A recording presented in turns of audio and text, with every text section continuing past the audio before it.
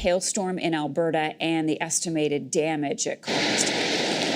CTV's Mason DePatie is joining us now with more on that. Good morning. Speaking of poor weather, my goodness, it's pouring there this morning. So tell us about the hailstorm. It happened back in August, and now we're finding out exactly what it cost in terms of insurance claims this morning, Mason.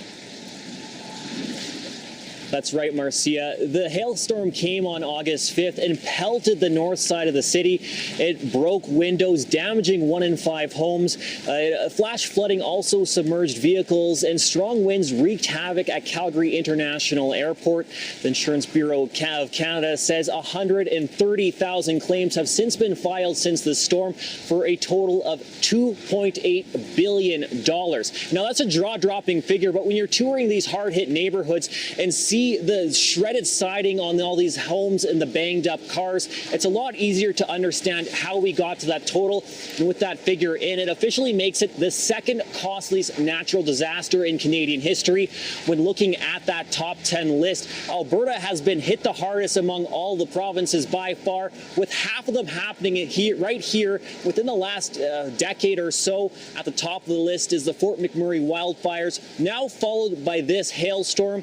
And Marcia, the 2013 southern Alberta floods, which saw part of downtown Calgary underwater, the 2020 Alberta hailstorm, and the recent Jasper wildfires also rank on that list.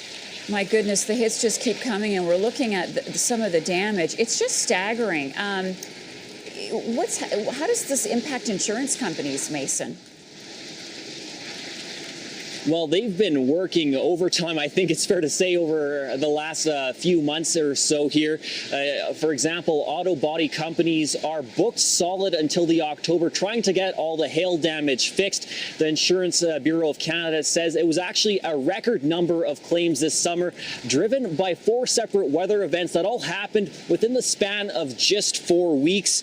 And that's putting a lot of pressure on these companies. The Insurance Bureau of Canada says the cost of auto insurance now exceeds what companies are able to sell it for, and they're calling on the province to scrap a rate cap they renewed earlier this year.